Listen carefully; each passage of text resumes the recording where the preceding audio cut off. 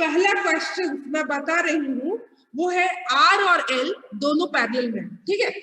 देखो आर और एल दोनों पैरेलल में, नोट डाउन, ये सर्किट को कॉपी में नोट कीजिए। मिड सेमेस्टर का सिलेबस मैं फिर से बता रहे हैं, मिड सेमेस्टर का सिलेबस है आपका बिफोर दिस क्लास, मतलब up to previous class, that is series resonance, series resonance तक। ये आज जो क्लास में पढ़ा रही हूँ वो मैं नहीं पूछूंगी, ओके, ठीक है। ठीक है ma'am, okay ma'am. 200 volt 50 hertz, ठीक है। ये हो गया बाबू तुम्हारा आर और ये हो गया आपका एल। ये कैसा है? Parallel RL circuit. क्या है ये? Parallel RL circuit. ये आर का वैल्यू है 40 ओम और एल का वैल्यू है 0.0637 हेनरी, 0.0637 हेनरी, ठीक है। आर का वैल्यू है 40 ओम, एल का वैल्यू है 0.0637 हेनरी, ठीक है। और ये है 200 वोल्ट एंड 50 हर्ट्ज, ठीक। तो देखिए अब आपको कैलकुलेट क्या करना है, the current drawn from the supply. इस सप्लाई से जो करंट आई है वो क्या है? आई क्या है? पहला क्वेश्चन, ठीक है। ए, बी है एपरेंट पावर, बी है एपरेंट पावर, तीसरा है real power,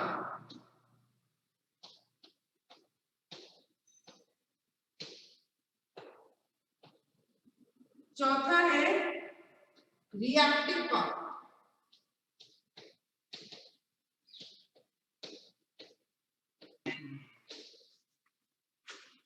apparent power, real power, reactive power, ठीक है। तो सबसे पहले तुम करंट निकालो, the current drawn from the supply, the current drawn from the supply क्या अप्रोच होगा? कोई भी बताओ, किस तरह से निकालोगे? मैम एक्सएल और आर को पैरेलल में जोड़ देंगे। RL into XL upon RL plus XL, total reactance हो जाएगा, मतलब टोटल रेजिस्टेंस जो फेस होगा इसको। गुड, ये भी कर सकते हो बाबू। और एक ये भी तरीका है कि आई जो है वो डिस्ट्रीब्यूट हो रहा है, आई आर, वो भी कर सकते हैं आप। इफेक्टिव रेजिस्टेंस निकाल लेंगे, R square plus XL square Z हो जाएगा पैरेलल में, ठीक है। और v अपॉन जेड कर देंगे, आई निकल जाएगा, ठीक है। एक वो तरीका होगा।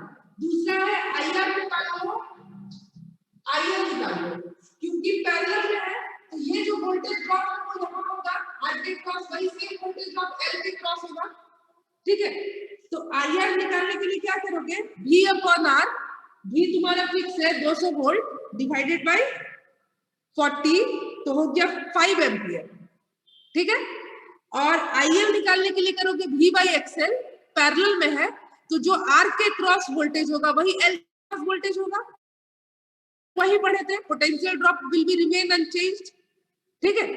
तो एल के क्रॉस भी होगा 200 वोल्ट, तो v बाई एक्सएल यानी 200 डिवाइडेड बाई एक्सएल निकाल लोगे, 2 पाई एफएल, 2 पाई का वैल्यू 3.14, 50 हर्ट्ज 0.0637, को जब मल्टीप्लाई करोगे तो आएगा 20 ओम, ठीक है। तो 200 डिवाइडेड बाय 20 यानी 10 एम्पियर। अब आपको पता है कि आई आर और आई एल एक दूसरे के क्वाड्रेचर में है, मतलब 90 डिग्री अपार्ट। तो इसका जो रिजल्टेंट होगा according to the Pythagoras theorem, total current क्या हो जाएगा, I is equal to root over I R square plus I L square. ये हो सकता है, तो उससे आपका आई निकल गया। मैं क्या बोल रही हूँ एक एक करके बता रही हूँ। ये सर्किट हटा दो, सबने नोट कर लिया? Yes ma'am. Yes ma'am. मैं क्या बोल रही हूँ कि दोनों कंपोनेंट पैरेलल में हैं। जो आप जिसने भी वो तरीका बोला कि हम टोटल इंपीडेंस निकाल के मैडम निकाल लेंगे, वो उसी तरीके से करें, देख ले आंसर सेम आ जाएगा, ठीक है। और जो नेक्स्ट मेथड मैं बता रही हूँ कि हर एक कंपोनेंट के अक्रॉस करंट निकालो। तो IR जो है वो V द्वारा है 200, ठीक है, डिवाइडेड बाय R का वैल्यू था 40, तो ये कितना हो गया 5 एम्पीयर, ठीक है। IL जो है V उसके अक्रॉस भी है 200 क्योंकि they are in parallel condition, और XL हो जाएगा 2 3.14 50 hertz and 0.0637, okay, you get 200 divided by, जो मल्टीप्लाई करोगे तो 20 आएगा, तो ये हो गया तुम्हारा 10 एम्पीयर, ठीक है। तो अगर तुम पेजर से देखो, IR मिटा रही हूँ, IR यहाँ होगा और IL के 390 डिग्री पे होगा, ठीक है। तो टोटल करंट जो होगा I, ये क्या हो जाएगा root over IR square plus IL, निकाल लो कितना आएगा 5 स्क्वायर प्लस 10 स्क्वायर,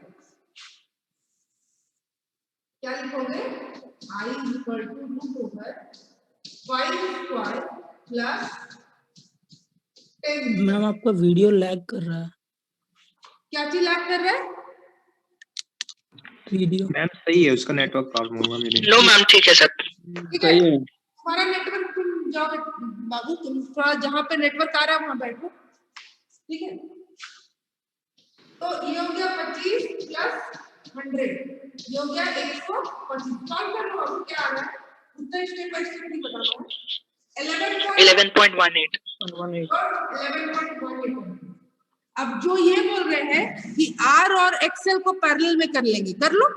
R और XL पैरेलल में है तो जो भी वैल्यू आ रहा होगा 5 × 10 डिवाइडेड बाय 5 + 10 इफेक्टिव रेजिस्टेंस हो गया, और divided by 200 divided by that कर दो, देखो क्या आता है,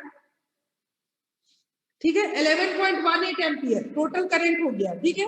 अपरेंट पावर क्या होगा, S is equal to, apparent power बताओ क्या होगा, S is equal to VI, unit है VA, ठीक है, उसका वोल्ट एम्पीयर। तो V है 200, I तुम्हारा कितना है 11.18, मल्टीप्लाई करोगे तो क्या आएगा 2236 VA, तो 2.236 किलो VA के स्मॉल वोल्ट एम्पीयर, ठीक है, ये भी लिख सकते हो। रियल पावर, अब रियल पावर बताओगे क्या होगा, एनीवन? 1000 वाट। 1000 watt। Good, very good. 1000। क्या होगा, P is equal 1000 to, watt। P is equal to, देखिए आप लोग खुद ही आंसर कर रहे हैं, तो बहुत खुशी की बात है कि आप समझ गए चीज को।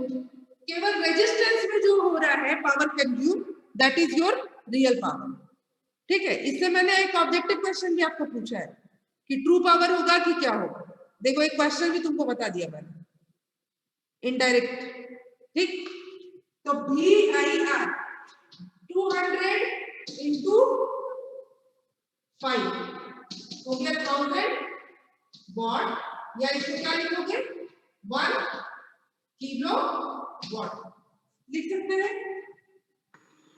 रिएक्टिव पावर 2000 भार। 2000 भार, भार भार भार। VAR। या 2 किलो भार, ठीक है। Q हो गया VIL, यानी कि 200 into 10, यानी कि 2000 भार, इसको आप बोलेंगे 2 kVAR, कोई दिक्कत नहीं। अब नेक्स्ट क्वेश्चन की तरफ चलिए। देखिए पैरेलल जो सर्किट है उसको आप ऐसे भी कर सकते हैं, जितना न्यूमेरिकल है उसका आप पैरेलल सॉल्व करने का तरीका के देखिए। इसके बाद हम लोग जे ऑपरेटर, अगर कॉम्प्लेक्स में वैल्यू दिया है तो क्या करेंगे। देखो बाबू, एक सिंपल सा बात समझो, सीरीज में अगर रेजिस्टेंस सीरीज में है तो सिंपल अलजेब्राइक सम होता है कब, जब रेजिस्टेंस 2 से ज्यादा रेजिस्टेंस सीरीज में है, ठीक है। लेकिन जब पैरेलल में होगा तो आपको दिक्कत होगा रेजिस्टेंस को पैरेलल में ऐड करने में, क्योंकि 1/R इज इक्वल टू लिखोगे 1/R1 plus 1/R2 plus 1/R3 plus so on, ठीक है, अगर n नंबर ऑफ रेजिस्टेंस है तो। लेकिन वही चीज अगर तुम कंडक्टेंस को कर दो, मतलब कंडक्टेंस के फॉर्म में ले लो, तो क्या लिखोगे, capital G is equal to G1 plus G2 plus G3। तो कहने का मतलब ये है कि अगर कॉम्प्लेक्स फॉर्म में दिया रहे, यानी Z का वैल्यू दिया रहे R प्लस JX के फॉर्म में, ठीक है, A प्लस IB के फॉर्म में, ठीक है, तो इसको तुम सॉल्व करने के लिए क्या करना कि सबसे पहले एडमिटेंस निकाल लेना हर एक ब्रांच का। एडमिटेंस क्या निकालोगे, 1/Z 1/Z 1/Z। तो एडमिटेंस निकालने के बाद पैरेलल में कनेक्टेड है तो टोटल एडमिटेंस तुम्हारा हो जाएगा capital Y is equal to Y1 plus Y2 plus Y3। बस सिंप्लीफाइड तरीके से कि जो भी टेक्निक तुम अडॉप्ट करो वो क्यूम्बर सम ना हो, मतलब इतना ज्यादा टाइम कंज्यूम ना करे कि आपका जो 5 मिनट का सवाल है वो 15 मिनट्स में आप सॉल्व करो। तो बस क्विकली हम कैसे कर सकते हैं उसके लिए वेरियस अप्रोच हम लोग लेते हैं, ठीक है।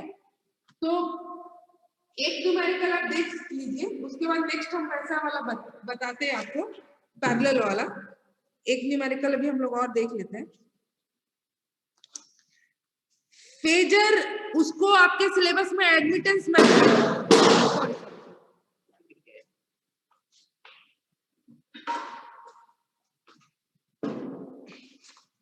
आवाज आ रहा है सबको?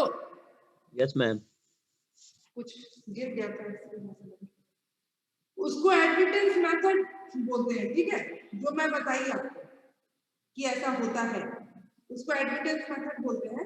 तो चलो एक न्यूमेरिकल तुम लोग बनाओ, फिर मैं बताती हूँ कैसे इसको करना है।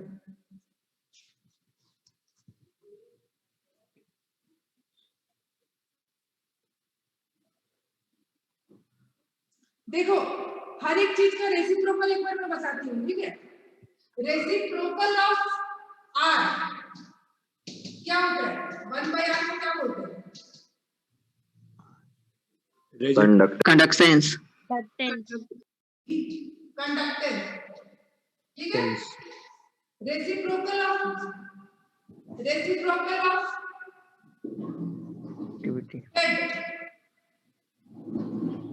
Y, इसको बोलते हैं एडमिटेंस, ठीक है।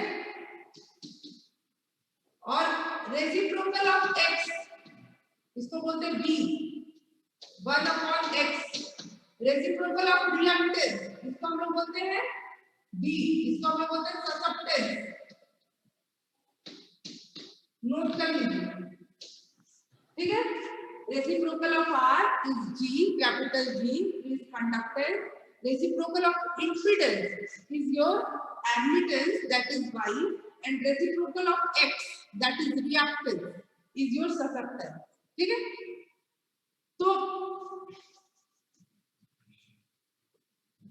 तो B को उसको डिनोट करते हैं, कोई दिक्कत नहीं है उसमें। तो जो तुम लोग पावर ट्रायंगल, अगर उसको हम लोग बोलेंगे एडमिटेंस ट्रायंगल, जो तुम लोग इंपीडेंस ट्रायंगल पढ़े थे, इंपीडेंस ट्रायंगल क्या था, देखो ये था R, ये था X, ये था Z, ठीक है, पाई। इसको रेसिप्रोकल कर दो तो ये हो जाएगा B, इसको उल्टा कर दीजिए,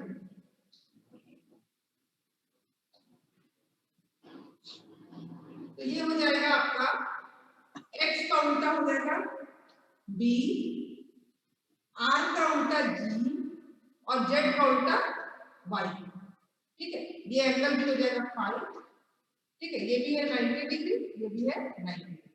तो इसको हम लोग बोलेंगे इंपीडेंस ट्रायंगल, इंपीडेंस ट्रायंगल। इसको हम लोग बोलेंगे एडमिटेंस ट्रायंगल, ठीक है। सेम है, बस एक सीरीज के लिए और एक पैरेलल के लिए। अब how quickly you solve the questions, उसके लिए हम लोग एडमिटेंस ट्रायंगल लिए। आपसे कोई बाय वन पूछ देगा क्यों तुम एडमिटेंस ट्रायंगल की तरफ गए, तो बस यही बोलना है कि चूंकि पैरेलल में कंपोनेंट्स है एडेड, तो हम उसको जल्दी से सॉल्व कर पाए, इसीलिए हम लोग इस अप्रोच में आए। ठीक है, तो सेम तरीके से इसमें भी तुम लिख सकते हो, कंडक्टेंस को लिख सकते हो y sin phi, ससेप्टेंस को लिख सकते हो सॉरी कंडक्टेंस को लिख सकते हो y cos phi, g को g इक्वल टू क्या लिख सकते हो y cos phi, ससेप्टेंस को लिख सकते हो y sin phi, और एडमिटेंस हो जाएगा तुम्हारा root over g square plus b square, और phi निकाल लोगे तुम tan inverse b by g, जैसे पाइथागोरस थ्योरम लगाते हैं ट्रिग्नोमेट्री में जो तुम लगाए थे। ठीक है, तो एक न्यूमेरिकल है,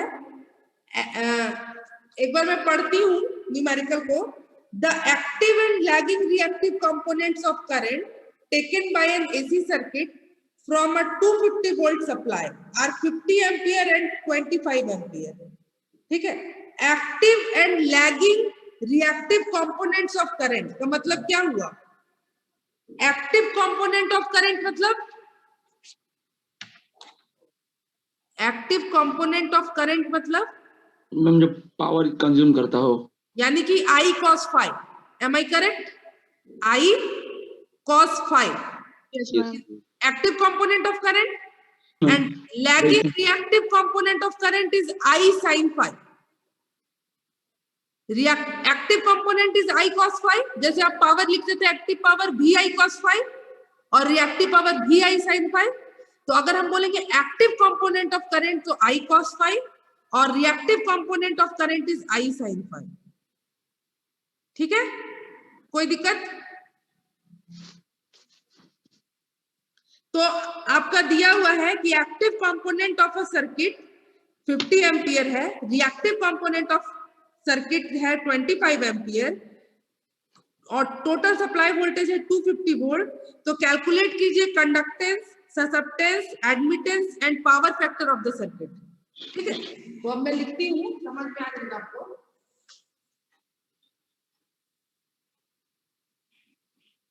देखो, एक्टिव कंपोनेंट का मतलब है I cos phi, ये तुम्हारा दिया हुआ है। Active component is 50 ampere. ठीक है, रिएक्टिव कंपोनेंट यानी कि I sin phi is given, कितना दिया हुआ है 25 एम्पियर। तो आपको क्या निकालना है? निकालना है G क्या होगा यानी कि कंडक्टेंस, और यूनिट क्या होगा G का? अब देखती हूँ किसको किसको याद है G का यूनिट। टाइमर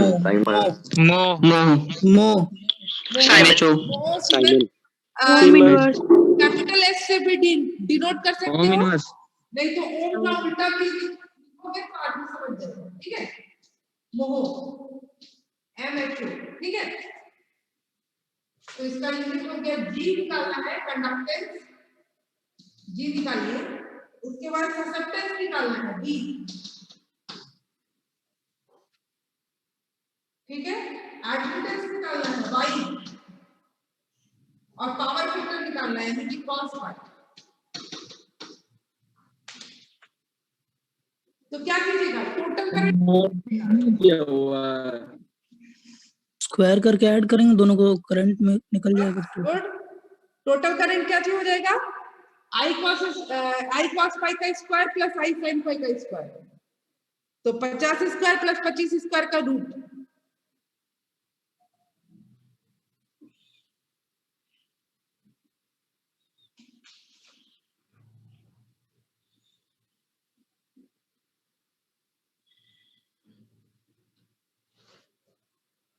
कितना हुआ? 55.9। कितना हुआ? 55.9। 55.9। ठीक है, टोटल करंट आ गया 55.9 का यूनिट बोलो एम्पियर। एम्पियर। ठीक है, अब G निकालो, G क्या होगा?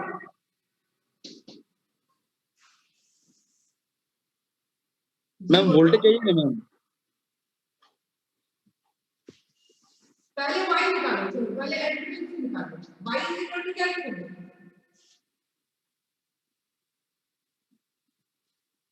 मैम वोल्टेज सोर्स का वैल्यू नहीं दिया हुआ है।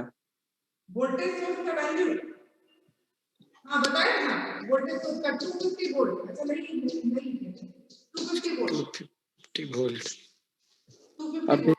तो क्या लिखोगे I by V Z equal to क्या लिखते हो बाबू V अपॉन I। तो Y इक्वल टू क्या लिखोगे I upon V। V Y हमारा आया 5.9 डिवाइडेड बाय 250। तो ये मैम जी का करो 0.2। 0.224 S सीमेंट लिखेगा तो S लिखोगे, नहीं तो ओम का इन्वर्स लिख दीजिए वो भी चलेगा। तो 0.224 S। पावर फैक्टर कैसे निकालेगा देखिए तो I cos phi is equal to दिया 50 एम्पीयर। ये तो निकल गया मैम, तो बस उसी डिवाइड कर इक्वेशन से निकाल लेंगे। बस पावर फैक्टर कैसे निकालेंगे 0.89 0.89। हाँ लीडिंग और लीडिंग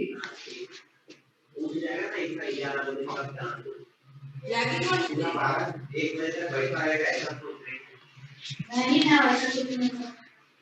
बताओ। तुमको नहीं पता है 9 से 11 तक सैंपल लेता है खाली 50 डिवाइडेड बाय 55.9 ये आ गया 0.8944। देखिए क्वेश्चन में ही बोला था लैगिंग रिएक्टिव कंपोनेंट, तो पावर फैक्टर आपका लैगिंग है, ठीक है, lagging reactive component of current, ठीक है। G इज इक्वल टू क्या लिखोगे फ्रॉम एडमिटेंस फाइंडर में G इज इक्वल टू क्या लिखोगे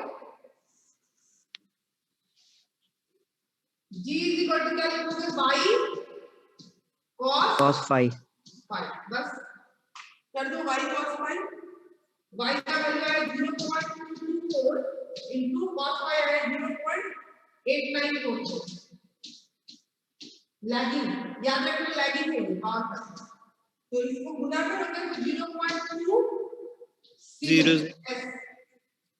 0.2s कंडक्टेंस आ गया। तो ससेप्टेंस क्या हो जाएगा सिंपल है, पाइथागोरस लगा देंगे तो b 0.4 हो जाएगा। Root over y square minus g square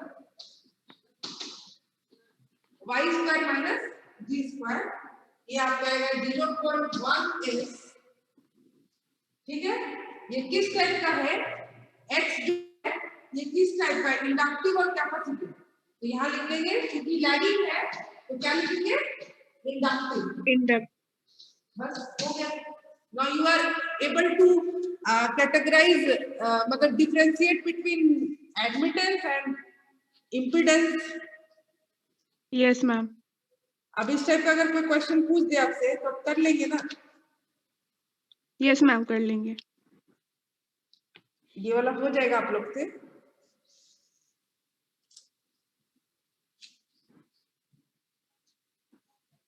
देख लीजिए कुछ डाउट है तो पूछिए, कुछ डाउट है इसमें तो पूछ सकते हैं क्योंकि मैम वो S लिखे हैं क्या मैम? क्या क्या मैम यूनिट में क्या लिखे हैं वो वाला? Unit S S cement S okay ma'am. S पढ़े हैं ना लोग सीमेंट।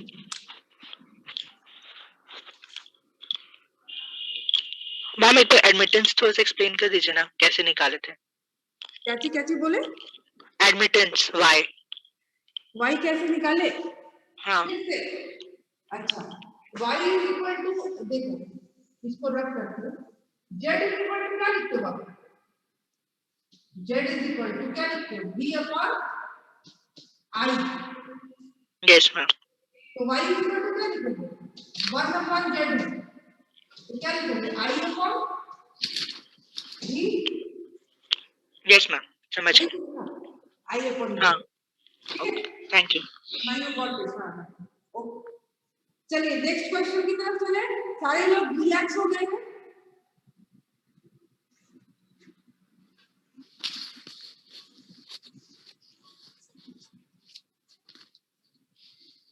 मेरे को क्वेश्चन ढूंढना पड़ता है कि कौन सा आप लोग को बताऊं। क्योंकि बोर्ड में बताना और सामने से बताना समझ में आता है ना, यहाँ पे मैं बस बोलती जाऊंगी आप सुनते जाएंगे, वैसा वाला है नहीं। तो जो कम्युनिकेट हो पाए उस टाइप का क्वेश्चन कराना पड़ता है, और बुक में सारा लेंथी क्वेश्चन दिया रहता है। चलो चलो नेक्स्ट क्वेश्चन की तरफ चलते हैं, इसके बाद पैरेलल खत्म हो जाएगा, फिर पैरेलल रेजोनेंस सर्किट में स्टार्ट करेंगे। ठीक है, देखो पहले सर्किट डायग्राम बनाइए। हाँ, यहाँ पे आर एल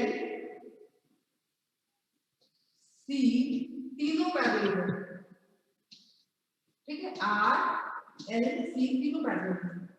ठीक है, सोर्स है आपका अगेन 200 वोल्ट 50 हर्ट्ज। ठीक है, टोटल करंट दे रहा है आई, ये होगा आई आर, ये होगा आई एल, ये होगा I C. Okay, R L C, R के थ्रू जो करंट जा रहा है वो आई आर है, एल के थ्रू जो करंट जा रहा है आई एल, और सी के थ्रू जो करंट जा रहा है आई सी। आर का वैल्यू है आपका, किसी में नहीं बता, आर को मिटा दे देंगे, खाली वैल्यू लिखेंगे वहां पे, और सी को मिटा देंगे। ठीक है, आर का वैल्यू है बाबू 500, एल का वैल्यू है 200, और इसका वैल्यू है 10 माइक्रोफैराड। 500 ओम 200 10 माइक्रोफैराड। ठीक है, 500 ओम 200 10 माइक्रोफैराड। ठीक, अब आपको निकालना है determine the total current drawn from the supply, यानी कि कैपिटल आई, और निकालना है कॉम्प्लेक्स पावर। क्या मतलब हुआ कॉम्प्लेक्स पावर का? Animal can say complex power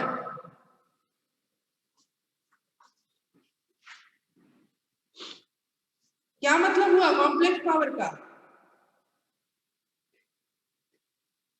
active power plus reactive power plus JQ. आपको एस का वैल्यू निकालना है either in the Cartesian form और इन द पोलर फॉर्म। या तो आप निकालिए ए प्लस जेबी के फॉर्म में, या निकालिए R at the angle of theta के फॉर्म में।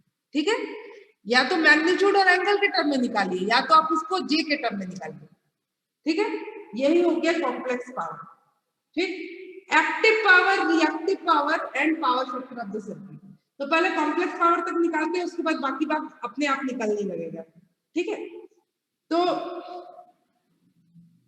कॉम्प्लेक्स पावर क्या लिखोगे बाबू? S is equal to V I, S is equal to V I cos phi. बाप रे, अपना पढ़ाना बेकार कर देते हैं यार आप लोग। वी आई कॉन्जुगेट, मैं बोली थी ना कि कॉम्प्लेक्स फॉर्म में अगर लिखना है तो S is equal to V I conjugate लिखना पड़ेगा। Yes ma'am. अरे बाबू आप लोग बाद में बताएंगे यस मैम, अभी आप भाई साहब क्या बोल रहे थे? V I cos phi, V I cos phi कैसे हो जाएगा?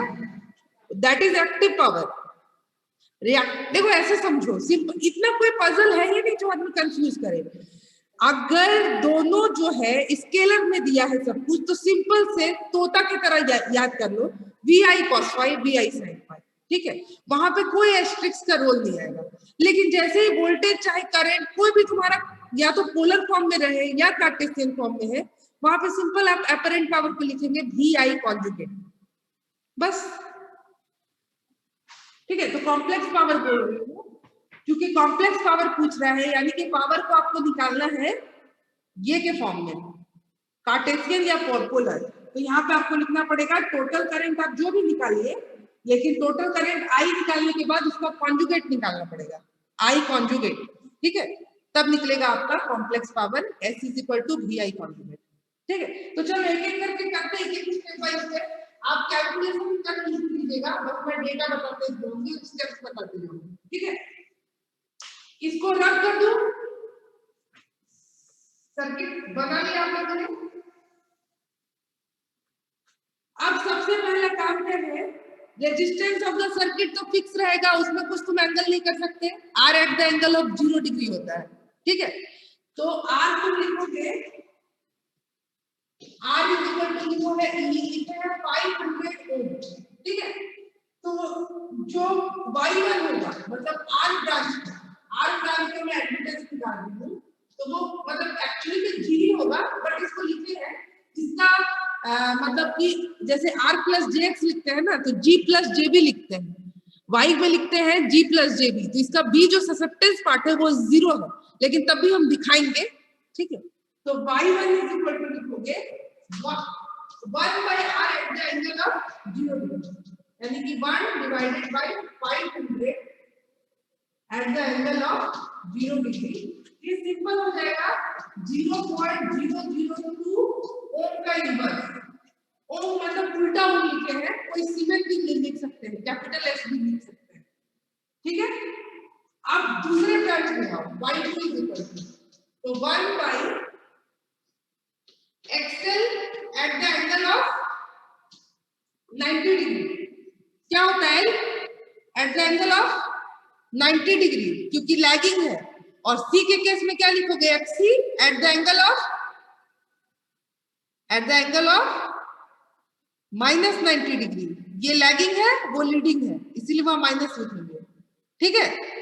r प्लस jx जब भी आता था तो क्या बोलते थे कि सर्किट आपका इंडक्टिव है, और r माइनस jx आता था तो क्या बोलते थे, सर्किट आपका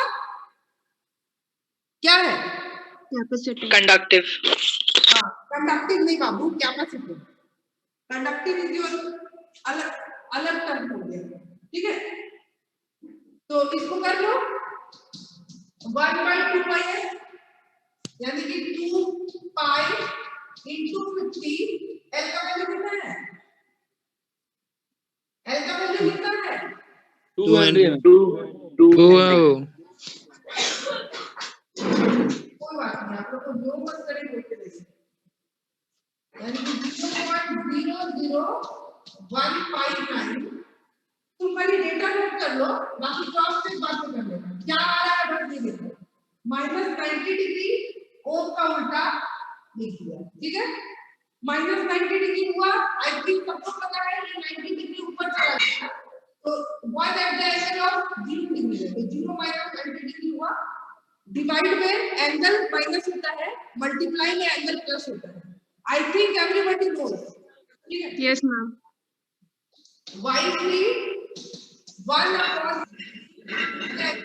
minus 90 डिग्री, ठीक है।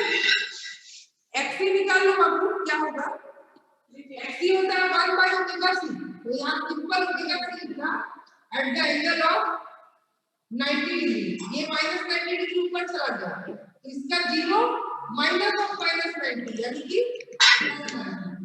ओमेगा c देख लो क्या होगा, 2 पाई f का वैल्यू क्या है e, और c कितना है 10 to power -5, 10 to the power -5, 10 microfarad, तो 10 into 10 to the power -6 -5, इसको भी हम लोग लिख दिए उल्टा ओम।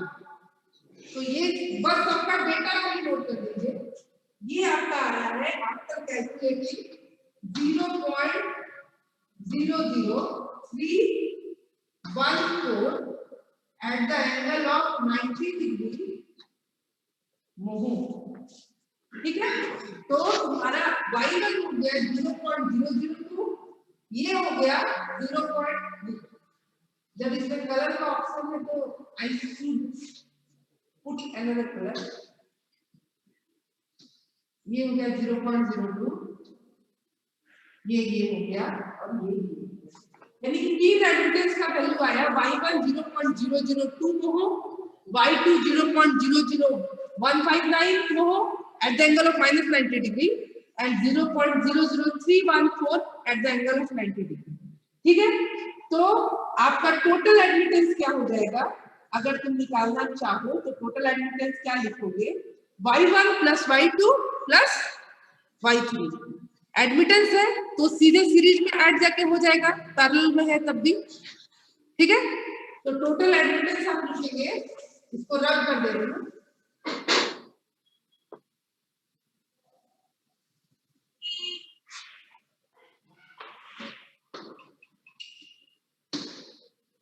तो टोटल एडमिटेंस लिखेंगे y1 plus y2 plus y2। तो क्या है पहला तुम्हारा 0. क्या है 002 ठीक है plus 0.00159 eight the angle of -90 degree. तो वो क्या हो जाएगा माइनस जे माइनस जे 0.0015 प्लस 0.00314 ये हो जाएगा प्लस जे, ठीक है, क्योंकि ये at the angle of plus 90 degree था।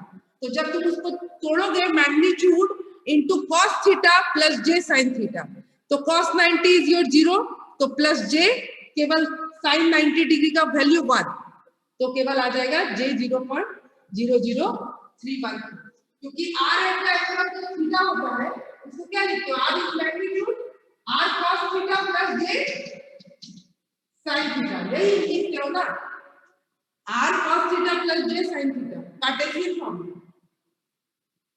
समझ गए ना? एनीवन? मैम एक बार और समझा दिए ना। r एट द को जब कार्टेशियन में लिखते हो तो क्या लिखते हो r cos theta plus j sin theta. तो देखो इसके वाले में था 0.00159 एट द एंगल ऑफ -90, तो r तो अपना फिक्स है जो मैग्नीट्यूड है तुम्हारा 0.0015 है, cos -90 खत्म प्लस j sin -90, तो sin -90 तो j sin 91, तो ये माइनस जी हो गया प्लस जी हो गया। आई थिंक आप लोग समझ गए 0.00। इसको जब फाइनल करोगे तो ये आएगा तुम्हारा प्लस, ये बड़ा हो चुकी 0.0031 को साइन प्लस का होगा, तो प्लस j 0.0015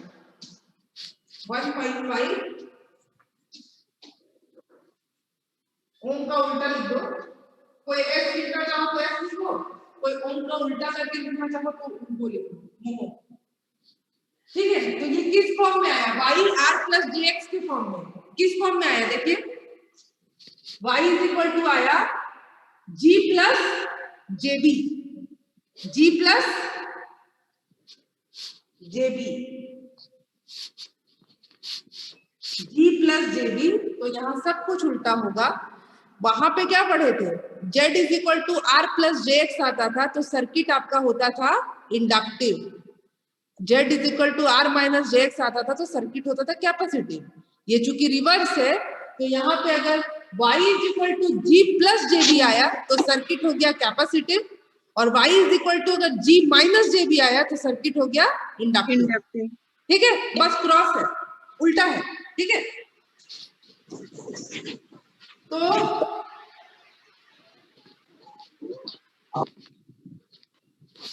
y जो है तुम्हारा 0 कॉम्प्लेक्स पावर अभी नहीं करा है, अभी admittance 0.002 plus j 0.0015 Cartesian form में, और पोलर फॉर्म इसको करोगे तो हम खाली डाटा लिख रहे हैं, आप लोग बाद में कर लीजिएगा। y लिखोगे 0.00253 at the angle of 33.78 degree, कैसे होगा root over this plus this, और थीटा कैसे निकलेगा तो tan इनवर्स j का component divided by real part जैसे निकालते हो, ठीक है। ये हो गया आपका पोलर फॉर्म। तो टोटल करंट क्या होगा I इक्वल टू क्या लिखोगे V into y, total current क्या लिखोगे I equal to V into y। तो अब इसको रब कर देते हैं हम, I इज इक्वल टू, बस लिखिए सिंपल सा स्टेप्स का इस्तेमाल चाहिए, बात को पता है। I इज इक्वल टू लिखेंगे V into Y, V into Y, V का वैल्यू पोलर फॉर्म में लिख रहे हैं 200 eight the angle of 0 degree into Y का वैल्यू जो आपका आया है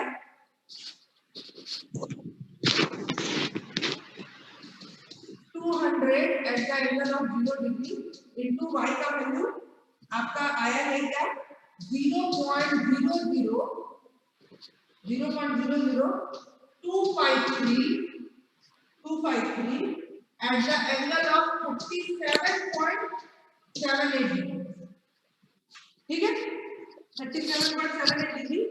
तो ये जब मल्टीप्लाई करोगे तो ये दोनों इनटू है, बस मल्टीप्लाई कर दो 2 से उसको, तो 2 से मल्टीप्लाई करोगे तो 0.506 आ जाएगा और एंगल मल्टीप्लिकेशन में तो 0 प्लस दैट एंगल तो 37.78 डिग्री। ये हो गया आपका total current drawn from the supply I, ठीक है। अब बताओ I कॉन्जुगेट क्या लिखोगे 0.506 eight the angle of -37. That's good.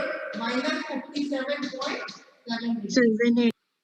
तो कॉम्प्लेक्स पावर क्या लिखोगे S is equal to VI conjugate, S is equal to VI conjugate. तो V है आपका 200, ऊपर रख कर देते हैं, तो complex power S is equal to लिखिएगा VI कॉन्जुगेट, V है आपका 200, I कॉन्जुगेट लिख लो 200 into 0 degree into I conjugate 0.506 at the angle of -37.78 degree। कोई दिक्कत No, ma'am. समझ गए 37 पॉइंट। बाकी लोग चले गए क्या क्लास से, है कोई कि चले गए Yes, ma'am. क्यों हो गए कौन सा चीज आ गया क्या सॉल्व कर लिए कि चलो मैम को मदद कर दे हम लोग को सॉल्व करना चाहिए 101.2 at the angle of 0 plus that angle, तो 0 minus of 37.7 -37 point. थोड़ा बीच में बोलते रहिए यदि आप क्लास में है तो पूरा क्लास खाली है ना, तो समझ नहीं आ रहा है। -37. फिर जाके बोलेंगे बीच बीच में बोलेंगे मैम, तो आप फिर बोलेंगे कि हल्ला कर रहे हो तुम लोग, है ना। चलिए गुड 37.78। तो ये हो गया बाबू कॉम्प्लेक्स पावर। तो यूनिवर्सिटी में जब भी क्वेश्चन पूछे तो मैम, क्या बोल, इसको ऐसे ही सॉल्व करना है S is equal to time quantity, तो यूनिट इसका हो जाएगा VA, इसका यूनिट में कोई चेंज नहीं होगा, अपरेंट पावर है वोल्ट एम्पीयर, ठीक है। अब मैम next क्या 78 ओवल कैसे हुआ -37.18 डिग्री होता गया 78 कैसे हुआ मैम 37.78 ही लिख के चल रही हूँ, आप सॉल्व किए तो कितना आ रहा है 37.18। यस मैम तो ठीक है वही होगा, कोई दिक्कत नहीं।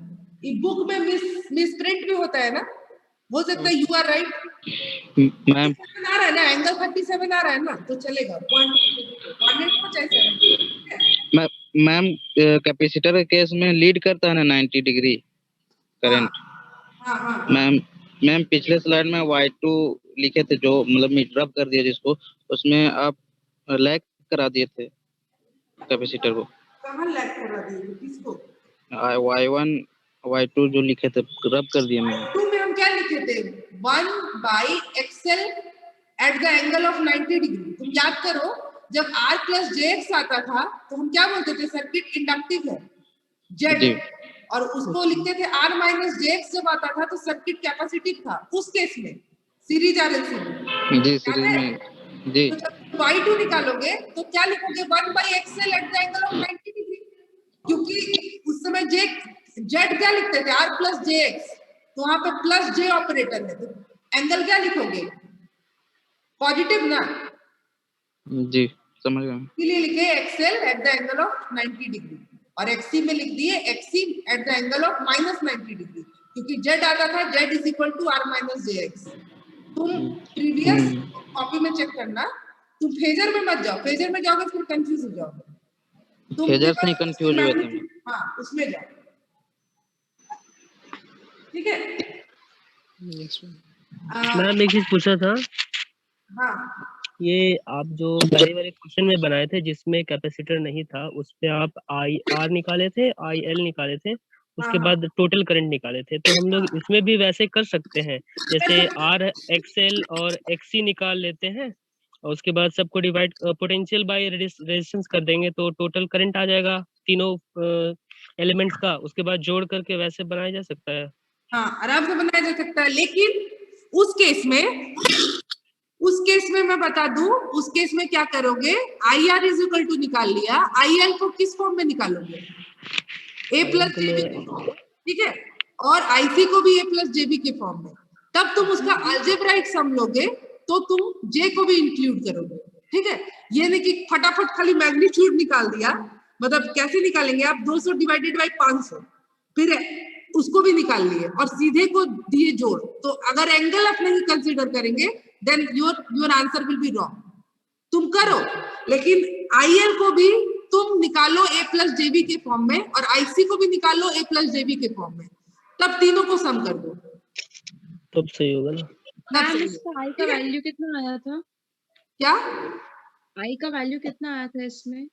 I का वैल्यू आया था 0.506 एट द एंगल ऑफ 37.78। ये बुक में था, लेकिन मेरे साथ साथ एक कैलकुलेट कर रहे हैं, उनका 37.18 आ रहा है एंगल, तो कोई दिक्कत नहीं है। अच्छा 37.780।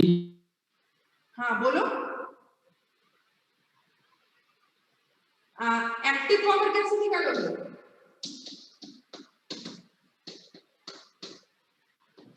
Active power VI cos phi, VI cos phi, तो V कितना है 200, I का मैग्नीट्यूड कितना है, इसको देखो VI cos phi, V का मैग्नीट्यूड कितना है 200, I का 0.506 और दोनों के बीच का एंगल 37.7। हाँ cos 37.7 निकाल लो, यह हो गया 80 वाट। मैम तो सिंपली V इंटू IR से भी निकाल सकते थे ना, क्या मैम V इंटू IR से भी निकाल सकते थे, नहीं वाला सिंपली। मैम cos 37.78 का वैल्यू दिया रहेगा क्वेश्चन में, cos 37.78 का वैल्यू दिया रहेगा ना जब एग्जाम, आपके पास कैलकुलेटर नहीं रहेगा, यूज हो जाएगा भाई। Okay you are eligible for calculator और नॉट, अभी एग्जाम दिए यूनिवर्सिटी एग्जाम में after passing the 12th you are eligible for use scientific calculator from the first year. Exam है मैम, एग्जाम हॉल में भी मैम। हाँ तभी तो निकलेगा भाई। हाँ हाँ Effective power Q is equal to क्या होगा, V sin phi, वैसे निकाल लो 60 वाट, 62 वाट, ठीक है, जो भी आ रहा है 60 वाट आ रहा है, 60 वाट नहीं भार होगा। अब ये बताओ कि कैपेसिटिव होगा कि इंडक्टिव होगा, ये कैपेसिटिव होगा कि इंडक्टिव होगा जो भार है,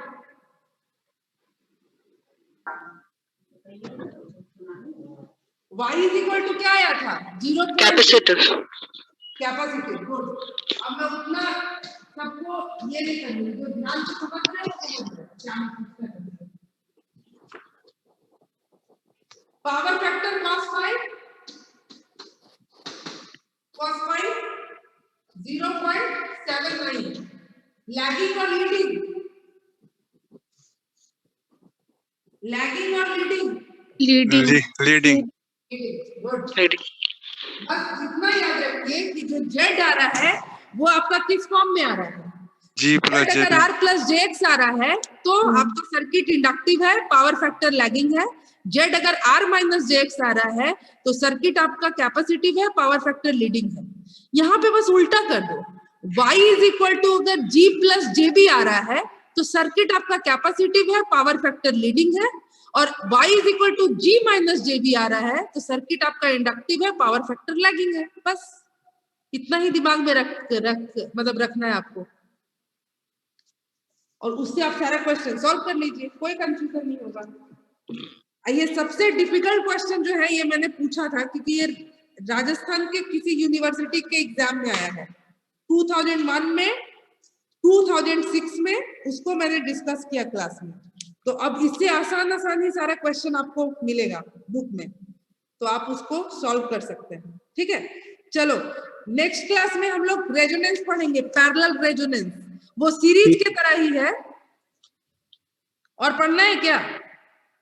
नो मैम, नो मैम, बहुत हो गया। Thank you ma'am. टॉपिक भी नहीं आता। Thank you ma'am. रेजोनेंस पढ़ेंगे, मतलब थर्सडे को अगर एग्जाम है तो छोड़ना पड़ेगा। थर्सडे को कोई एग्जाम है? मैम शेड्यूल पता ही नहीं है। अच्छा ठीक है, शेड्यूल के बाद आप बता दीजिएगा। ठीक है, वो पता हो जाएगा। कल क्या होगा मैम पता ही नहीं।